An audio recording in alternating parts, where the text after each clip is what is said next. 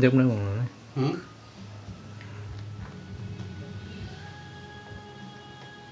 Nè.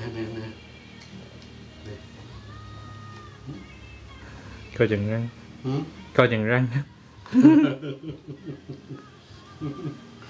Nó có đụng cái răng nó thấy bén lắm. Đừng cho nó ăn. Nè. Cái này không phải để ăn, cái này để lau tay. Nè.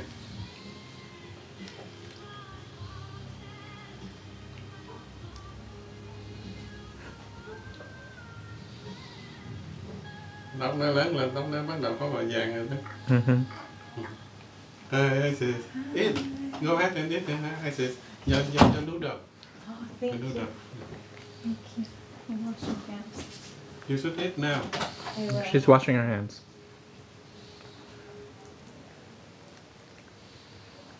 Sao không khóc?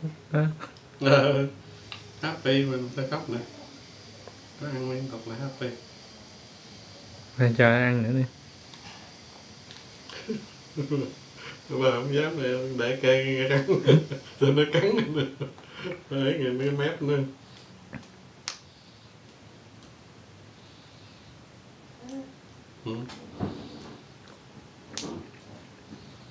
Yeah, go ahead and do noodle.